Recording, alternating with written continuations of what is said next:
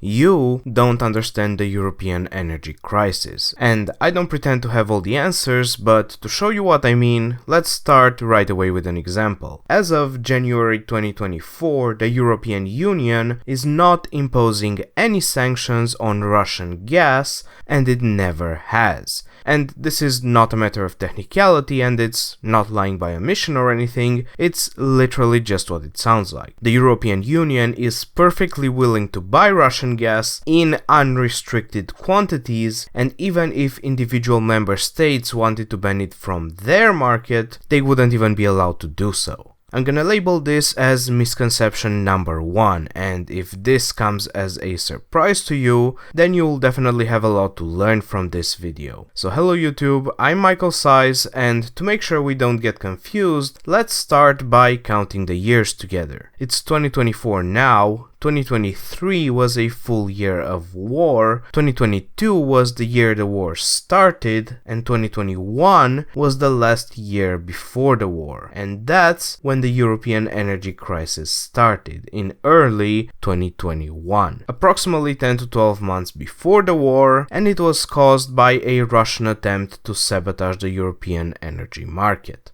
Now, to get a sense of the abnormalities that were happening at this time, I'm gonna compare the first 6 months of 2021 to the first 6 months of 2019, because 2019 was the last year before the pandemic. 2021 started with 50 terawatt hours more gas in storage than 2019, experienced almost 100 terawatt hour more gas consumption in the first half of the year, and by the end of the first half, the amount of gas in storage was lower than 2019 by almost 300 terawatt hours. And obviously, these numbers don't add up. Now, under normal circumstances, 100 terawatt hours of extra demand should actually not have any impact on storage at all, especially not over such a long period, because Russia has plenty of spare export capacity, and more demand just means more purchases from Russia. And even if extra exports were not possible for whatever unknown reason, it definitely still shouldn't result in a 350 terawatt hour deficit. At the same time, Russia's gas production was actually higher than in 2019, so once again, from a physical standpoint, supply shouldn't have been an issue, but rather it was simply Russia's decision to forego these supplies, and it was cutting them in two ways. Firstly, Russia's gas company Gazprom used to own a number of gas storage facilities in Europe, amounting to about 100 terawatt hours of capacity, and in the first half of 2021, these facilities dumped their gas onto the market and then simply never refilled again, which obviously led to lower gas in storage and lower imports from Russia since their demand was missing.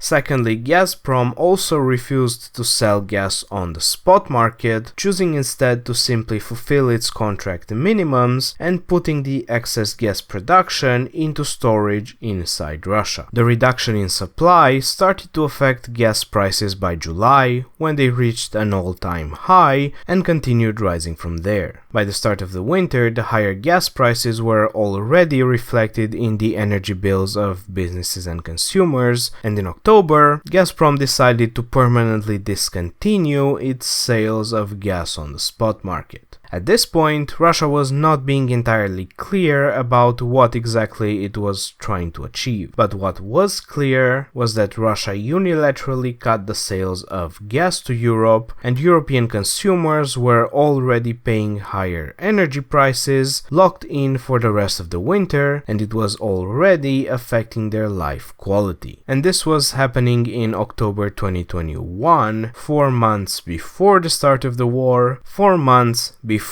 any sanctions on Russia at all. And I'll call this misconception number 2. A lot of people claim that Russia cut the gas in retaliation for the sanctions, or even that the sanctions themselves cut the gas, but in reality, Russia cut gas unilaterally and unprovoked more than a year before the sanctions. In February 2022, the invasion started and the EU imposed sanctions on Russia. By this point in time, higher energy bills were most likely locked in for the next winter as well, even if the gas trade could somehow return to normal overnight, so it could be said that even if Russia wanted to retaliate against the sanctions, at this point Europe had almost nothing left to lose. In March, Russia decided that payments for gas sales to unfriendly countries must be made in rubles, and this was a breach of contract because the contract specified dollars or euros as the currency. In April, Russia stopped sales of gas to Bulgaria as a result of the ruble's demand, but it continued to use Bulgaria's transit services in order to sell gas to other countries. Once again, this gas halt was Russia's unilateral decision. In May, Russia decided to stop using the Yamal pipeline for gas sales, and it has been closed ever since, and once again, this gas halt was Russia's unilateral decision. Also in May, Russia decided to cut gas and electricity sales to Finland, following Finland's application to join NATO, which doesn't really make sense since Russia has no problem selling gas to other NATO members like Turkey, but once again, this gas halt was Russia's unilateral decision. In July, Russia claimed that the Nord Stream pipeline was experiencing technical difficulties and asked European countries to breach the sanctions regime to help it perform maintenance. The Europeans agreed, and after the pipeline was fixed, Russia closed it permanently on September 1st. They did claim that this was technical problems again, but they didn't ask for help, no further efforts were made to perform any maintenance, and the claim in general was almost insultingly ridiculous. So once again, this gas halt was Russia's unilateral decision. Oh, and 26 days later the pipeline exploded. Certainly you didn't used to believe that it was the explosion that stopped the gas, did you? I'll call this misconception number 3. People think that it was the explosion that stopped the gas, but in reality, the explosion literally did nothing. It was the dumbest sabotage in the history of sabotage, because I don't see how anyone could believe that Russia was ever going to sell gas through it again. And look, if Russia ever sells gas through Yamal again, then I'll concede that it might have used Nord Stream again too. But if it doesn't, then no. And this leaves only one pipeline that's still transporting Russian gas into Europe, continuing to operate to this day, is the pipeline that transits via Ukraine. And yes, Russia is paying Ukraine transit fees for the services. I think it's worth noting how reliable of a customer Europe has been and how unreliable of a supplier Russia has been. Russia tried all the nonsense it could think of to make Europe cut the gas itself, or at least to find a way to spin the blame on Europe, until eventually the nonsense got so nonsensical that it just gave up and closed the pipe. The best way to describe trade with Russia, as well as any other relation with it, is play stupid games, win stupid prizes. May this be a warning to the world and to future generations of Europeans as well. But now that we understand the timeline, let's take a look at how the crisis actually worked. The conventional thinking is that Germany was the weak link in the energy system, and I would actually say that that's true, but it has nothing to do with nuclear power plants. Germany cornered itself into a dependence on Russian gas, and that dependence could have been avoided by simply building a few LNG regasification terminals for as low as $1 to $3 billion, but Germany always said that it has the pipeline, so it doesn't need any such terminals. Had they been operational in January 2021, the gas crisis would have probably been a lot less severe, but in reality they only began operations in December 2022. The gas crisis cost Europe over $1 trillion, so even shaving 10% of the severity would have been a $100 billion return on investment. The only other countries that were this unprepared were some of the landlocked countries, but they have a pretty good excuse for it. And also, they're not big enough to pull the Union down with them anyway, but Germany was and did.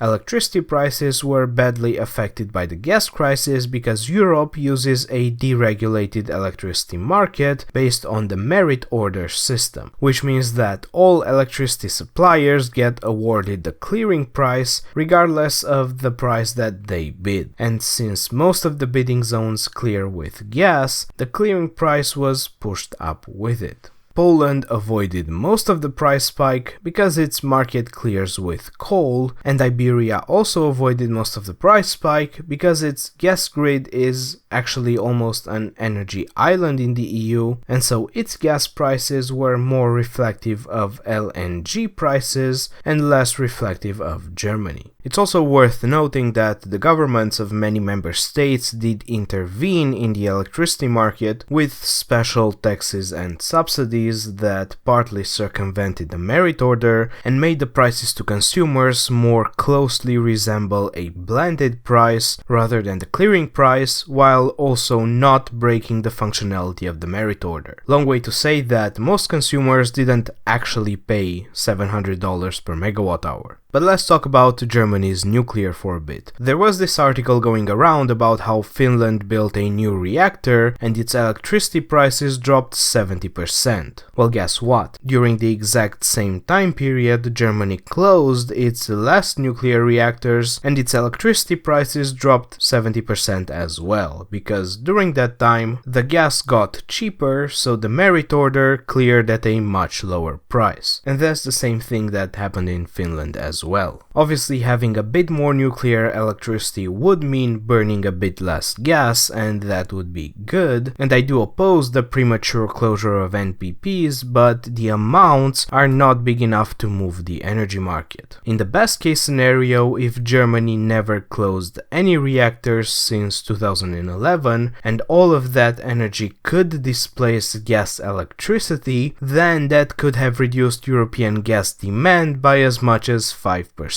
But once you consider the fact that the nuclear would have mostly displaced coal, and the fact that France still burns comparable amounts of gas for electricity despite being the king of nuclear, the actual effect would have probably been closer to 1%. So I'm calling this misconception number 4. The idea that the nuclear phase out had a significant impact on the gas market. It probably didn't. It was the gas market which affected the electricity market and not the other way around. Finally, let's take a quick look at Europe's response to the crisis, which was basically to double down on the climate policy, with the cringely named Repower EU. The plan has a short, medium and long-term strategy, and in the long term it aims to bring nearly 100% of energy production within the borders of the Union, primarily via renewables. The plan is incredibly comprehensive, and it basically includes everything you could want about wind and solar, permitting reform, rooftop solar, biogas, other biofuels, the correct deployment of biofuels, renewable hydrogen, other renewable fuels of non-biological origin, the repurposing of the gas grid for renewable fuels, the expansion of the electrical grid for better interconnectivity, the reuse of industrial waste heat, the deployment of heat pumps and electric vehicles, the onshoring of supply chains for batteries, solar panels, renewable hydrogen and other decarbonization technologies, the continued increase in efficiency for buildings and appliances, and possibly a bunch more. And I think I can put this in as misconception number 5. People say that Europe fails to think long term, but nothing could be further from the truth. I do agree that Europe sometimes suffers from flawed thinking, but as far as long term is concerned, I don't think that any other organization in human history has ever attempted a plan that's as broad, as comprehensive, as ambitious, and as long term